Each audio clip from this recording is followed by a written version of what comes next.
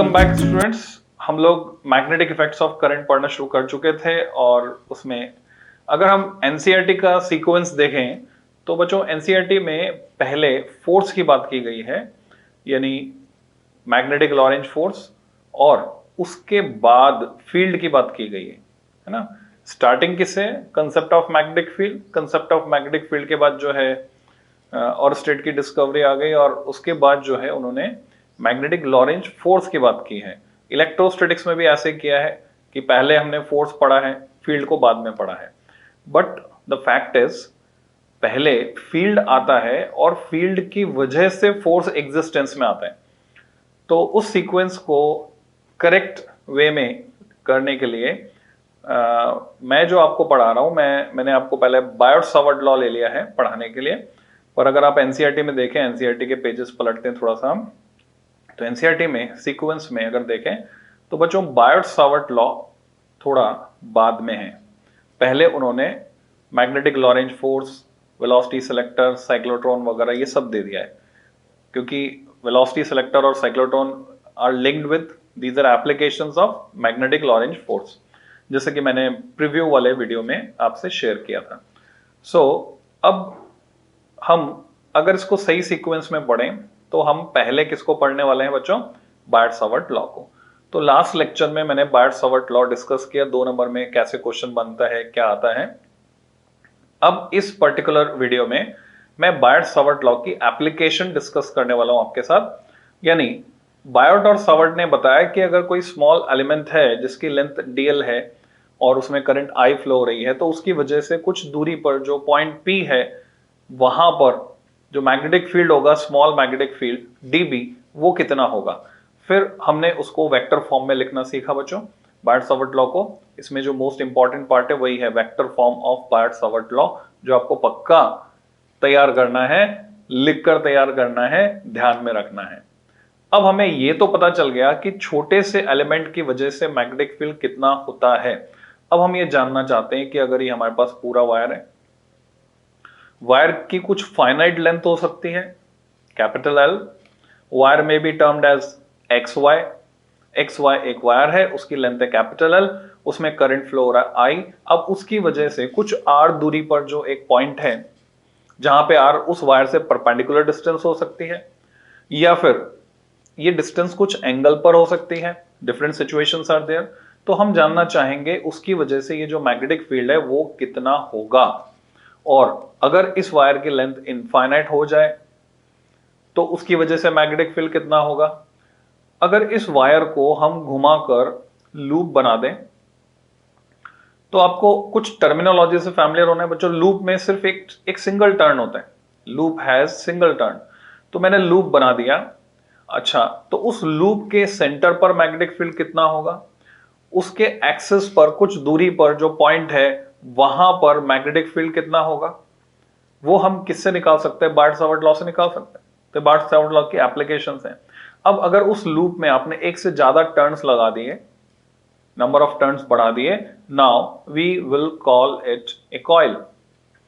तो बच्चों जो वो था लूप, वो लूप से यानी एक वलय था, रिंग, वो अब कन्वर्ट हो गया किसमें? कुंडली में। It becomes a coil.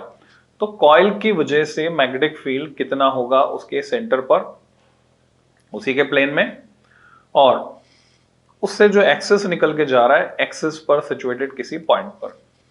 क्या ये लूप या कॉइल एक मैग्नेटिक डाइपोल की तरह बिहेव करेंगे?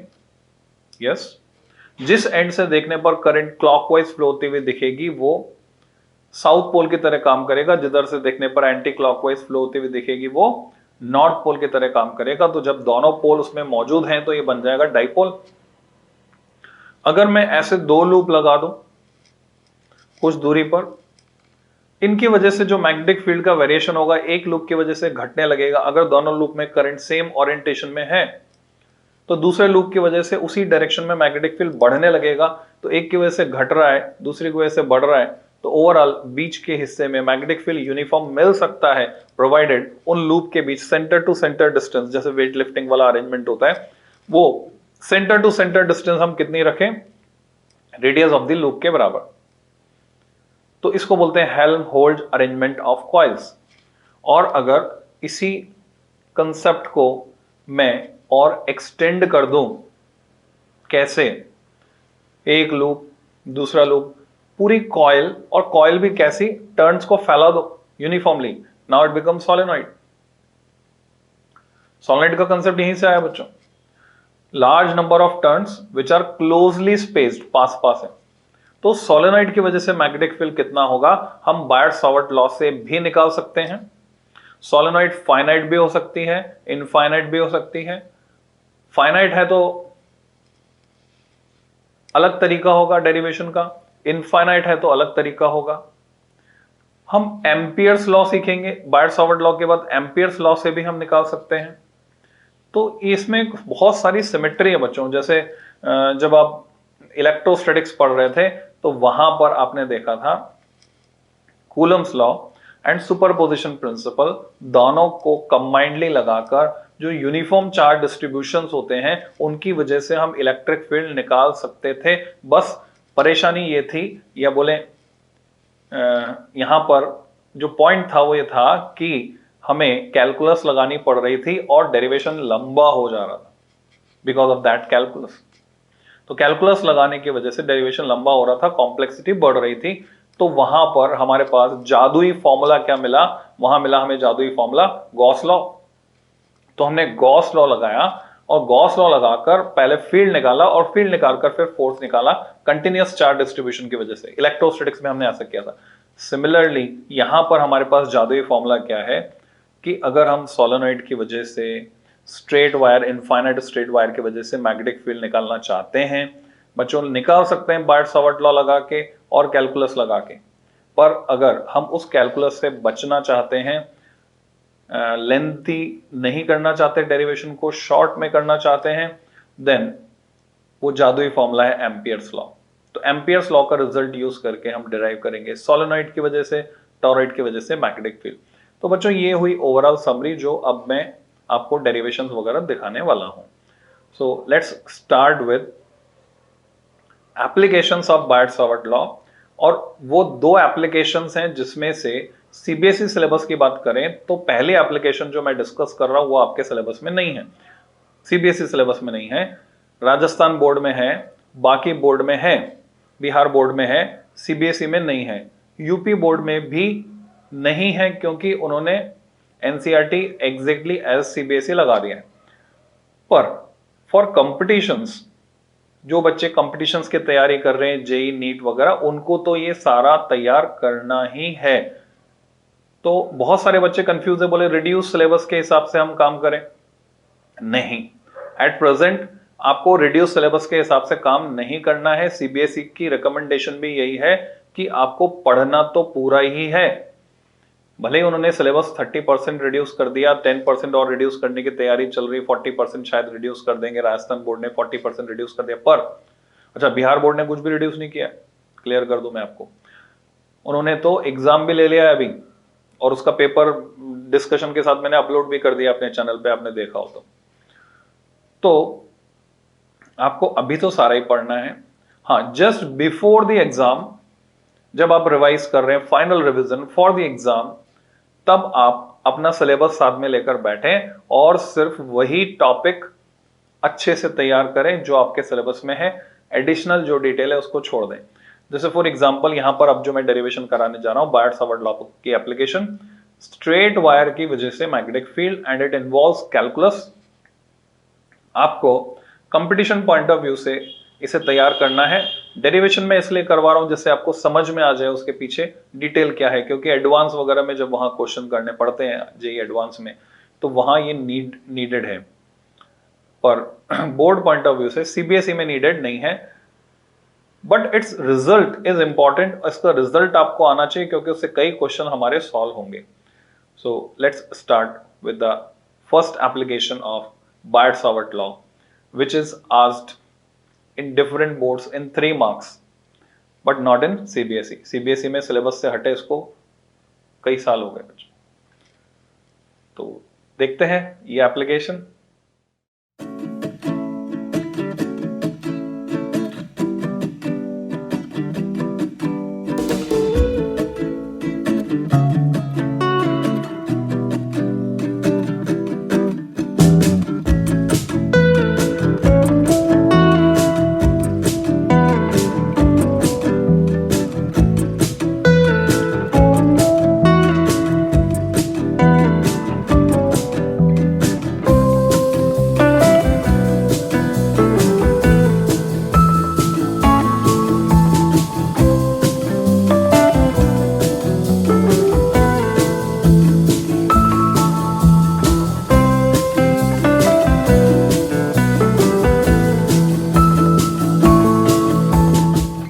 आप लोग हेडिंग लगा सकते हैं टू फाइंड एक्सप्रेशन, मैं डिक्टेट कर रहा हूं, मैं लिख कर नहीं बता रहा। टू फाइंड एक्सप्रेशन फॉर, अपनी कॉपी किताब निकाल लीजिए, पेन लिखिए, प्रैक्टिस करनी है आपको। To find expression for magnetic field due to finite, finite यानी सीमित, due to finite straight conductor carrying current, या करंट कैरिंग कंडक्टर, ऐसे लिख सकते हैं। तो हमारे पास एक करंट कैरिंग कंडक्टर है जिसकी लेंथ फाइनाइट है। तो जो डेरिवेशन में हेडिंग होता है बच्चों, उसके हिसाब से हम डायग्राम बनाते हैं। So here is this conductor of finite length, जिसमें माना कि करंट आई फ्लो हो रहा है। Here is current I. इस कंडक्टर का नाम हम रख देते हैं कुछ, जैसे इस कंडक्टर का नाम मैंने रखा X Y. So X Y is this conductor. अब इसमें जो करंट आई है उसकी वजह से आपको इससे कुछ दूरी, certain distance, suppose this is capital R, R दूरी पर यहां एक पॉइंट जो पी है, इस पर मैग्नेटिक फील्ड पता करना है कि मैग्नेटिक फील्ड कितना होगा at point P because of this conductor. So कैसे पता करें? बायर्ट-सावर्ट ने हमको ये सिखाया कि अगर छोटा सा एलिमेंट होता है डीएल लेंथ का, तो उसकी वजह से जो मैग्नेटिक फील्ड होता है वो होता है mu 0/4 pi I DL sine theta upon are square. ये आपको रटा हुआ होना चाहिए, ये बायर्ट-सावर्ट ने हमको सिखाया।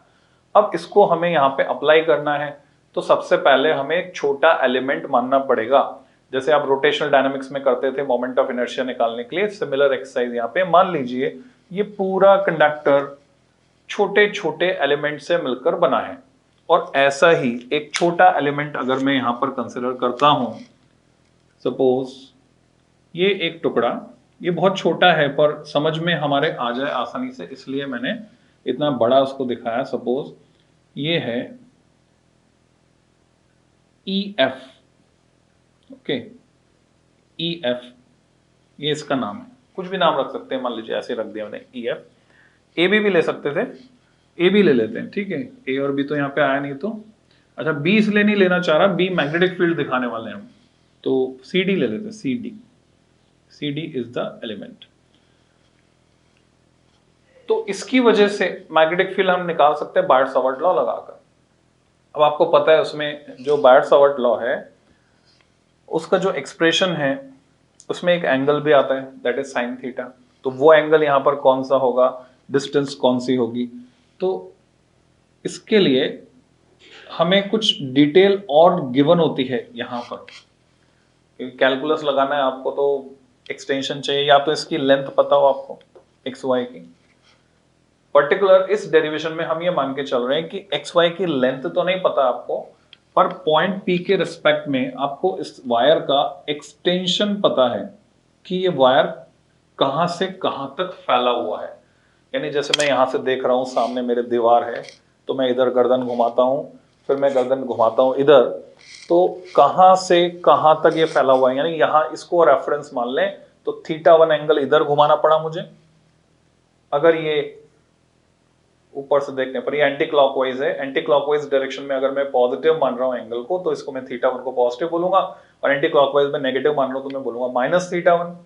और इधर से फिर मेरे को इधर घुमाना पड़ा अप टू θ2, तो θ1 टू θ2 अगर मैं इसको बोलूं θ1 से θ2 तक घुमाना पड़ा, तो टोटल कितने एंगल से घुमाना पड़ा उस पूरी दीवार को देखने के लिए, तो जवाब होगा final minus initial and θ2 minus θ1, जो कि गलत हो जाएगा।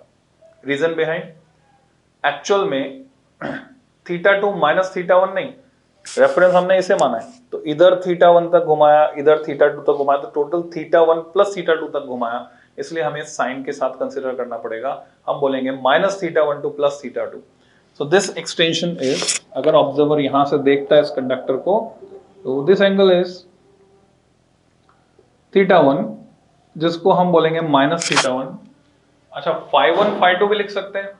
तो अगर हम चाहते हैं कि कंफ्यूजन क्रिएट ना हो, कौन सा कंफ्यूजन, बायर्ट-सावर्ट लॉ वाला एक्सप्रेशन दिमाग में लाओ बच्चों, वो क्या था, वो था dB equal to mu 0/4 pi ideal sine theta upon r square, ये एक्सप्रेशन था। तो यहां थीटा ऑलरेडी है और यहां पर भी मैं थीटा लिख दूंगा, it will create a confusion. So what should we do, instead of theta मैं इसको लिख देता हूं बच्चों φ1। ठीक है, मैंने लिखा है इसको φ1, तो इधर φ1 से लेकर ऊपर इधर φ2 तक, तो φ1 से लेकर हमने इसको φ2 तक फैलाया, एक्सटेंड किया। ये हमें पता है कि इसका एक्सटेंशन φ1 से लेकर φ2 तक है, जिसको मैं ऐसे भी कह सकता हूं बच्चों -φ1 से लेकर +φ2 तक है, ऐसे कहना ज्यादा सही है। अब ये जो एलिमेंट है ये भी कुछ एंगल बना रहा है पॉइंट पी पर, तो ये जो एंगल बना रहा है पॉइंट पी पर उसको मैं मार्क करता हूं। Suppose small element C D जिसकी लेंथ है डीएल, डीएल लेंथ का एलिमेंट है, और अगर मैं इसको करंट एलिमेंट बना देता हूं तो बच्चों ये हो जाता है आई डी एल, और इसमें जो करंट की डायरेक्शन है वो आ जाती है। ठीक है, और इसकी डायरेक्शन ये होती है जो यहां पर एरो से दिखाई है। तो ये जो एंगल सबटेंड हो रहा है ये है suppose D five, this angle is D five, और इस एंगल की भी जरूरत पड़ेगी मुझे कैलकुलस लगाने के लिए। डेरिवेशन, जब भी हम कोई डेरिवेशन कर रहे होते हैं तो स्टेप बाय स्टेप पूरे दिमाग में आगे तक की प्लानिंग हमारे पास होनी चाहिए उस डेरिवेशन में, कि हाँ ऐसे हम प्रोसीड करेंगे, ये रिजल्ट निकलेगा। जैसे इस डेरिवेशन का जो रिजल्ट है वो अगर मुझे पहले से पता है तो फिर मैं अकॉर्डिंगली मैथमेटिक्स को प्लान कर सकता हूं। So suppose this angle is five. अब हम क्या करते हैं बच्चों, एक परपेंडिकुलर ड्रॉप करते हैं डी से।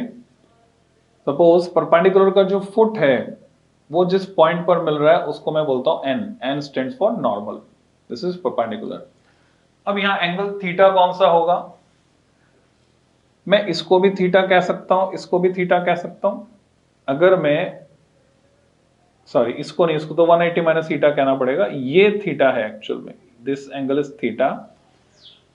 तो डायग्राम को ध्यान से देखो, ये अगर थीटा है, ये 90 है, तो ये हुआ 90 माइनस थीटा, और क्या ये फिर से थीटा हो जाएगा,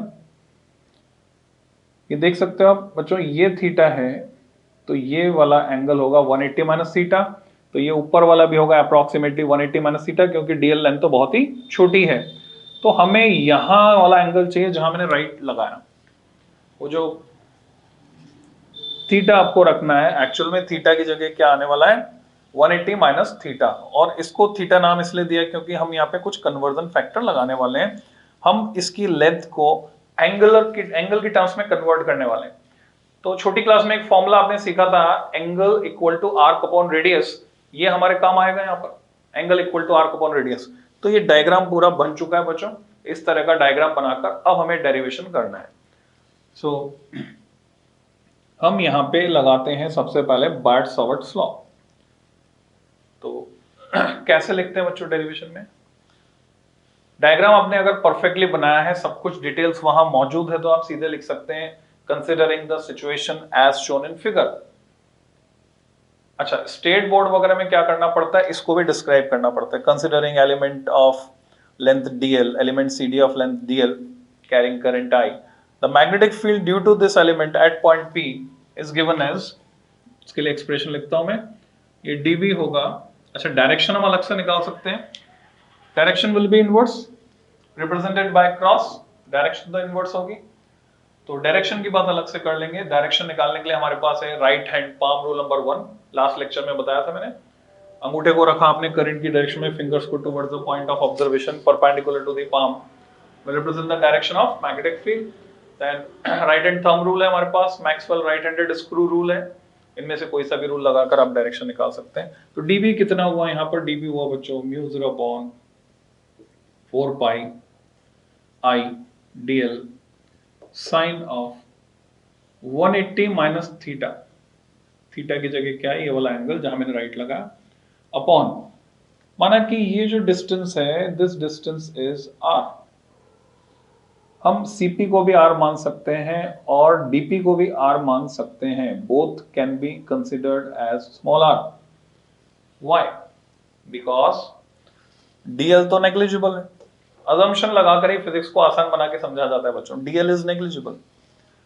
तो मैं उसे भी आर मान सकता हूँ, इसे भी आर मान सकता हूँ। तो फिलहाल मैंने किसे आर माना है, डीपी को। DP is considered as R, this much distance, D से लेकर पी तक की डिस्टेंस इज स्मॉल आर, ये हमने माना है। तो ये एंगल और ये एंगल सेम मानते हुए 180 माइनस थीटा, ये वाला एंगल ले सकता हूँ, ये वाला एंगल ले सकता हूँ, कोई फर्क नहीं पड़ रहा। यहां पर मैंने लिखा आर स्क्वायर, है ना, ये राइट और राइट, ये दोनों angle same, because DL is negligible. अब ये डीबी की वैल्यू आगे मेरे पास एक स्टेप और मैं लिख देता हूं, म्यू 0/4 पाई। अब जानते हैं sine of 180 minus theta is sine theta itself, तो यहां कोई फर्क पड़ा नहीं, ये बन गया ideal sine theta upon are square. कभी भी जब भी आपको इंटीग्रेशन करना है तो इंटीग्रेशन करने के लिए एक्सप्रेशन गिवन डेटा के टर्म्स में आना चाहिए। यहां पर हमें क्या दिया हुआ है, फाई दिया हुआ है, आर दिया हुआ है, गिवन डेटा कौन सा है पहचानो इस फिगर में। आपके पास है फाई, आपके पास है कैपिटल आर, वो दिया हुआ है आपको, और आपको क्या पता करना है, आपको बी पता करना है, मैग्नेटिक फील्ड कितना, करंट आई आपको दी हुई है। तो फाई आर आई के टर्म्स में एक्सप्रेशन चाहिए। उसके अलावा आपको फाई 1 और फाई 2 भी दिए हुए हैं एक्सटेंशन, है ना, फाई 1 एंड फाई 2। एक्चुअल में फाई नहीं दिया हुआ है, फाई 1 एंड फाई 2 एक्सटेंशन दिया हुआ है आपको। कितना एक्सटेंशन, फाई तो हमने माना है, तो phi 1 phi 2 capital R I and B, इनकी टर्म्स में हमें ये एक्सप्रेशन डिराइव करके निकालना है। तो मुझे किसे हटाना पड़ेगा, मुझे डीएल साइन थीटा को हटाना पड़ेगा, क्योंकि वो मेरे पास फाइनल एक्सप्रेशन में नहीं आ सकता, ये गिवन नहीं है, डीएल साइन थीटा को हटाना है। तो डीएल साइन थीटा को हटाने के लिए मैं क्या करता हूँ, ट्राइंगल लेता हूँ, राइट एंगल ट्राइंगल, ये हमने पकड़ा डीएनसी, डीएनसी। इसमें अगर मैं साइन थीटा लिखता हूं बच्चों, तो मुझे साइन थीटा मिलता है यहां पर, sine theta is perpendicular DN upon hypotenuse CD, DN upon CD, और सीडी हमें पता है वो क्या है, सीडी तो डीएल है, सो डीएन अपॉन डीएल। अब यहां से अगर मैं डीएन निकाल लेता हूं तो डीएन मुझे मिल रहा है, एक तरीका तो यह है कि हम यहाँ से dn निकाल लें, फिर tan थीटा यूज करें, और दूसरा तरीका और है, मैंने sin थीटा यहाँ पे निकाल लिया। डेरिवेशन जब आपको रिजल्ट पता होता है और फिर मैथमेटिक्स क्या लगानी है उसमें हम खेल सकते हैं, है ना, प्रैक्टिस होने के बाद आप यहाँ पर आराम से खेल सकते हैं। So in right angle triangle भी ले सकते हैं, या फिर angle equal to arc upon radius भी मैं ले सकता हूं, वो भी तरीका है। तो या तो मैं लेता हूं tan d5 हो गया perpendicular dn upon base r, dn upon small r, वो लिख सकता हूं मैं, या फिर मैं angle equal to arc upon radius लिखता हूं, तो मैं उस वैसे भी लिख सकता हूं डायरेक्ट। समझना बच्चों इस चीज को, मैं क्या लिख सकता हूं, d5 is the angle and dn can be treated as arc and the radius is small r. So from equation A and B मैं dn की वैल्यू उठा के वहां पे रख देता हूं, dn की वैल्यू r d5 है, तो मुझे मिलता है dl जो यहां आ जाएगा साइन थीटा के साथ मल्टीप्लाई होगा, dl साइन थीटा जो मुझे यहां रिप्लेस करना है, आप देख रहे हैं dl साइन थीटा को मुझे रिप्लेस करना है, वो मुझे मिलता है r d5। Suppose this is equation 1. Now putting this value of dl sin theta in equation 1, what we get, इसको रख देते हैं उठाकर हम, तो putting this, ये सपोर्टिंग लैंग्वेज वहां डेरिवेशन में लिखनी होती है आपको। अच्छा, कंपटीशन में तो इसका कोई रोल नहीं है, putting this in equation 1, competition में मेथड का रोल है, कैसे ये हम इस तक पहुंचे। जैसे कई बार क्या होता है क्वेश्चन में ट्विस्ट डाल देते हैं, तो वो आप तभी समझ पाएंगे जब आपको पाथ पता होगा, रास्ता पता होगा। So what we get, small magnetic field dB है म्यू 0/4 पाई, ये कांस्टेंट है, इससे हमें कोई फर्क नहीं पड़ने वाला बच्चों, क्योंकि ये तो कांस्टेंट क्वांटिटी है। और क्या आया हमारे पास, I ऐसा का ऐसा, और dl sin थीटा की जगह में लिखूंगा r d5, और नीचे आ गया r स्क्वायर। तो अब देख रहे हैं हम, एक r तो कैंसिल हो गया, काट देते हैं, एक r कैंसिल हो गया। क्या ये इंटीग्रेबल फॉर्मेट में आ गया है? यानी dB हमें स्मॉल एलिमेंट की वजह से मैग्नेटिक फील्ड अगर पता है, तो ऐसे जो सारे एलिमेंट्स हैं उनके लिए अगर समेशन कर दें, इंटीग्रेशन कर दें, तो सबकी वजह से मैग्नेटिक फील्ड निकल जाएगा, नेट मैग्नेटिक फील्ड। पर अभी ये इंटीग्रेबल फॉर्मेट में नहीं है, because D phi is okay, हमें पता है फाई 1 से फाई 2 तक उसका एक्सटेंशन है, पर ये जो छोटा आर है इसको कन्वर्ट करना जरूरी है। छोटा आर यहाँ पर है नहीं गिवन डेटा, तो स्मॉल आर को कैपिटल आर के टर्म्स में बदलने के लिए मुझे फाई लाना पड़ेगा, क्योंकि डी फाई है तो उसके साथ कॉस फाई होना चाहिए, तभी फाई 1 फाई 2 आ पाएंगे। तो हम क्या करते हैं, एक और ट्राइंगल पकड़ते हैं। ट्राइंगल, मान लो this point is O, OPD, ये भी राइट एंगल्ड है, ओपीडी। ओपीडी में cos फाई अगर मैं निकालता हूं, क्योंकि मुझे बेस अपॉन हाइपोटेनियस चाहिए, तो capital R is the base and small R is the hypotenuse. तो मैं स्मॉल आर की जगह लिख सकता हूं capital R upon cos phi, और मैं इसको लिख देता हूं यहां पर। So what we get, mu 0 upon 4 pi I, small R की जगह capital R upon cos phi, तो नीचे कैपिटल आर आ जाएगा, cos फाई ऊपर जाएगा और उसके साथ आएगा D phi. So now this is the expression which is in integrable form. Now we can integrate it within limits minus phi 1 to plus phi 2. So we will write integrating, इसका समाकलन करने पर, integrating this expression within proper limits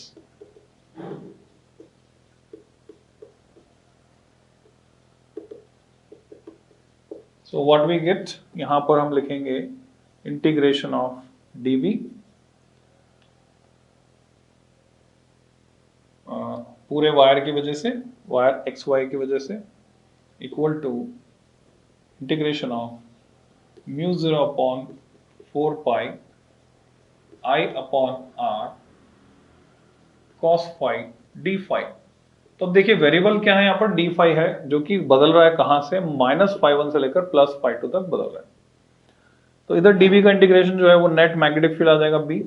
अभी मैं scalar form में चला रहा हूं बच्चों, उसको स्केलर फॉर्म में चलाने का फायदा आसान रहेगा, लास्ट में हम डायरेक्शन को ऐड कर देंगे। So how much is B, constant सारे बाहर आ गए, म्यू 0 अपॉन 4 पाई कांस्टेंट है बाहर, आई भी कांस्टेंट है बाहर, और even capital R is also constant, वो बाहर। तो बचा खाली cos फाई।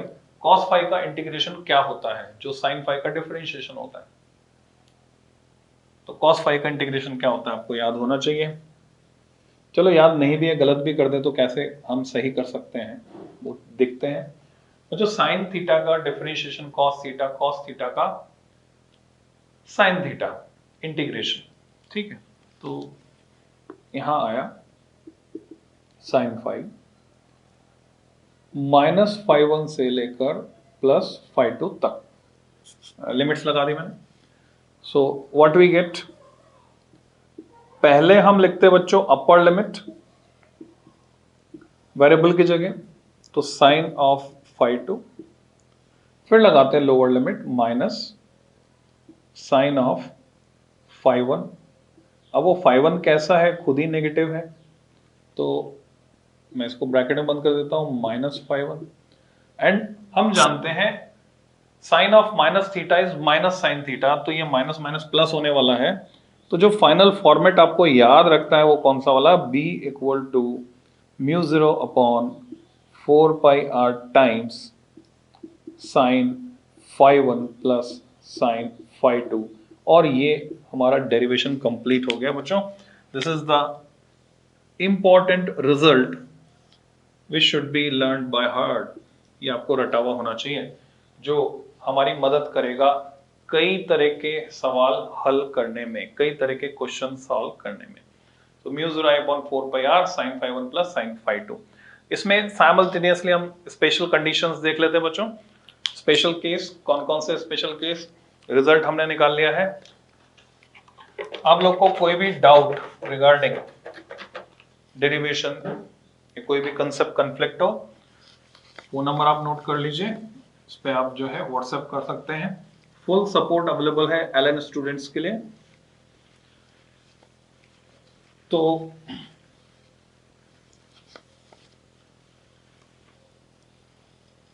यहां पर स्पेशल केस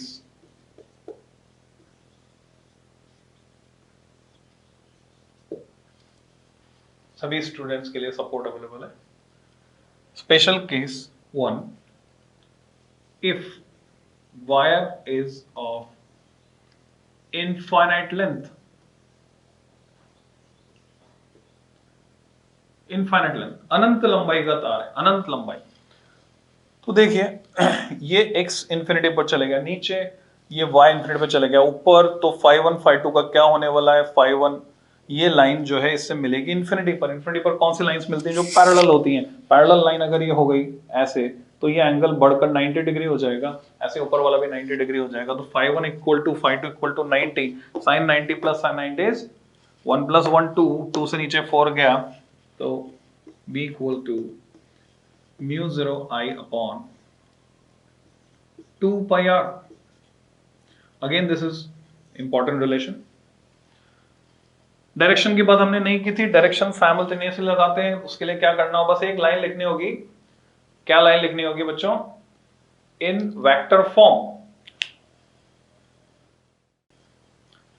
तो बच्चों आपको लिखना है इन वेक्टर फॉर्म, और इन वेक्टर फॉर्म लिखकर इस एक्सप्रेशन को तो हम कन्वर्ट कर देंगे B vector mu 0 I upon 2 pi r, चाहे आप राइट हैंड स्क्रू रूल से निकालें, right hand palm rule number 1 से निकालें, ये क्रॉस से मैं दिखा सकता हूं, यहां पर डायरेक्शन इज इनवर्स।